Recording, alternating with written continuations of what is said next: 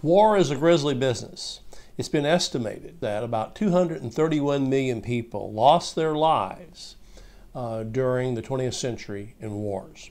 In my opinion, war is going to be our undoing. We haven't listened to what Dwight Eisenhower told us as he was going out of office in the early 1960s in his famous farewell address, when he says he was troubled by the erection of the military-industrial complex, which would make a lot of money off of war and would threaten our democracy. Well, that's happening, folks. In the words of Pulitzer Prize-winning author and journalist and former war correspondent Hedges, war is like a poison, and just as a cancer patient must at times ingest a poison to fight off a disease, so there are times in a society when we must ingest the poison of war to survive. But what we must understand is that just as the disease can kill us, so can the poison. If we don't understand what war is, how it perverts us, how it corrupts us, how it dehumanizes us, how it ultimately invites us to our own self-annihilation, then we can become the victim of war itself. War is also entertainment. Since the invention of film, there have been a lot of war movies. It's difficult for film to portray war as it really is, because war is something that when you experience it, as I've talked to many veterans, and I myself served in the Army, know that war is a terrible business. However, I've chosen 12 films that I think you should see. They really illustrate what war is all about, its self-defeating purpose, and it's something you should study, because I don't think today there's a more important subject than how we view war and how we're going to solve the business of killing other people.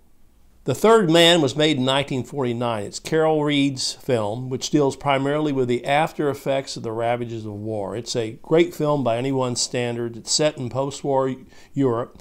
It's a bleak film. It sets forth the proposition that the corruption inherent in humanity means that the ranks of war are never closed. Paths of Glory, made in 1957. I think this is one of Stanley Kubrick's finest films. It's a great anti-war masterpiece. It's set in the year of 1916. There's been 2 years of trench warfare, and the enemies have arrived at a stalemate. While nothing of importance is occurring in the war, thousands of lives are being lost. And what we have here is the masters of war pull the puppet strings, and the blood continues to flow. The Manchurian Candidate, made in 1962. John Frankenheimer, the director, focuses on the psychological effects of war and its transmutation into mind control and political assassination. All the lines of intrigue converge to form a prophetic vision of what occurred the year after the film's released with the assassination of John F. Kennedy. Dr. Strangelove, or How I Learned to Stop Worrying and Love the Bomb, made in 1964, is one of the great films of all time. It's a Stanley Kubrick film, and it burst onto the cinematic landscape and cast a cynical eye on the entire business of war. It's a strange and surreal film. It's packed full of amazing and great performances.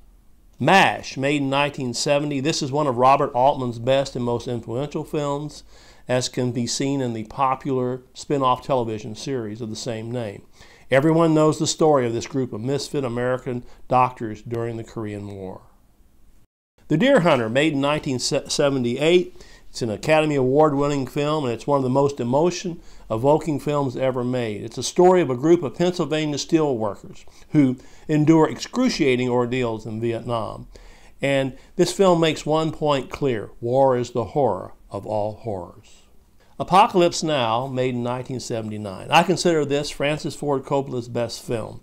Based on Joseph Conrad's novella, The Heart of Darkness, Captain Willard, played by Martin Sheen, treks to the Cambodian jungle to assassinate renegade, maniac Colonel Kurtz, played by Marlon Brando. This anti-war epic is a great visual experience with fine performances. Platoon, made in 1986. This is not Oliver Stone's best film, but it's one hell of a war movie. Set before and during the Tet Offensive in January 1968, this is a gritty view of Vietnam by one who served there and knew what was happening. Vietnam was a wet place for bugs, leeches, and snakes, but not for people.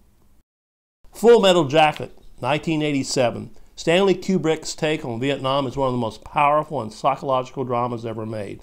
Focusing on the schizophrenic nature of the human psyche, the duality of man, Kubrick takes us through a hell-like Paris Island boot camp into the bowels of surreal Vietnam through the eyes of Joker, played by Matthew Modine.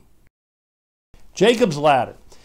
Adrian Lynn's thriller hits the psyche like a thunderbolt. A man struggles with what he saw while in Vietnam. Back home, he gradually becomes unable to separate reality from the surreal, psychotic world that intermittently intervenes into his existence. This bizarre film touches on the sordid nature of war and the corruption of those who manipulate and experiment on us while we fight on their behalf. Saving Private Ryan, the invasion sequence, made in 1998. The long opening sequence of this film is unlike anything in any other Hollywood depiction of war. It's 25 minutes of barely comprehensible chaos and mutilation. Many veterans have stated that it's the most accurate recreation of an amphibious assault. Jarhead, made in 2005.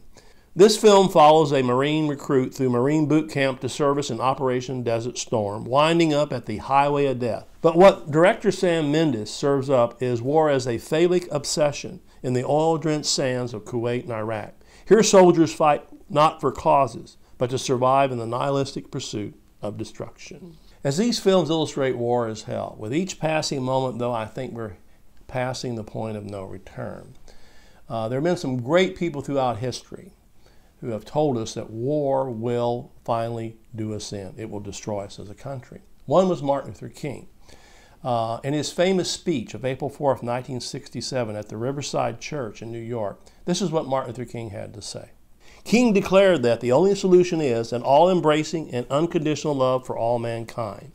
He maintained that we can no longer afford to worship the god of hate or bow down before the altar of retaliation. The oceans of history are made turbulent by the ever-rising tides of hate. And history is cluttered with the wreckage of nations and individuals that pursued this self-defeating path of hate. Ladies and gentlemen, I think Martin Luther King was right. I think it's time to listen, or it will be too late.